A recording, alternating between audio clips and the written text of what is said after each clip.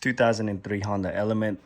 I'm gonna show you guys. This is just gonna basically give you an idea on what you need to do to replace the starter and the knock sensor right there. So as you can see, I already took off the intake manifold, but all I did was, let me give you guys a better picture right here.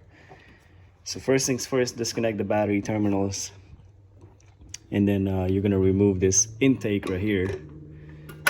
So you got these two vacuum lines connected to there. I just pried it off with a flathead screwdriver. And then you will have a, I think this is a 5 or 6 millimeter. So for anybody watching this, correct me if I'm wrong, I think it's a 6 millimeter right there, those two brackets. So loosen that up and then disconnect the sensor right here, and then just kind of unplug the wiring from here and here, then take this thing out. Next, you're gonna have the throttle body. You'll have 1, 2, 3, 4, those are 12 millimeter bolts right here, and 2 nuts, 2 bolts, 2 nuts. And then you'll have this bracket right here. See this bracket right here attaches to this one. It's like that. It's got 2 10 millimeter bolts. Go ahead and take it off, then unplug your sensor right here.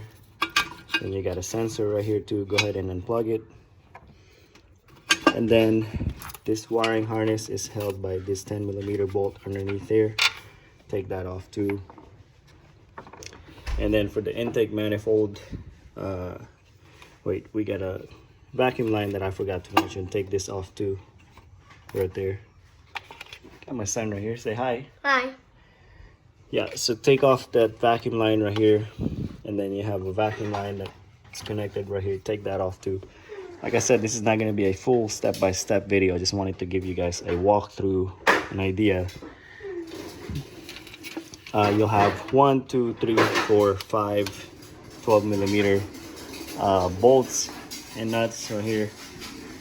Once you take that off, let me show you guys something really quick too.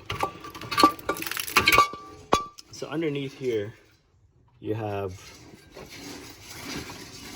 that right here is attached to that one right here. So you cannot just pull out the intake manifold. You gotta crawl underneath. So you're gonna put your extension underneath here and remove that bolt, which is right here. I think that's a 12 or 10 millimeter. I'm not sure, but this one's already missing. So once you take that off, you should be able to remove the whole intake off like that. Now your starter is gonna be right here. Knock sensor is right there.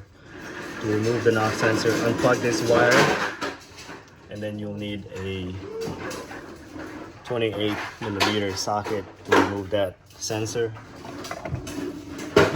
And if you need to replace the starter, go ahead and take this wiring harness off that clip. Unplug, let me see, this one right here, unplug it too. Okay, so the starter, you're gonna need to remove the 15 millimeter, I'm sorry, it's a 14 millimeter bolt back here. You can see that long bolt right there. And then you got this 15 millimeter bolt right here. You need to remove that in order for you to take this 12 millimeter here, because there's no space here. So take those 2 bolts off, and then you can disconnect this wire and then remove this 12 millimeter and put everything back together. Everything is basically just going to be reverse order. Just double check your wiring harness and all that stuff. The most difficult part is going to be underneath this intake manifold right here.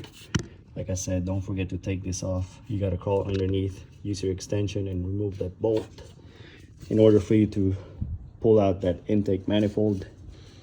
Go ahead and replace that gasket too. I would recommend replacing that too with a new one.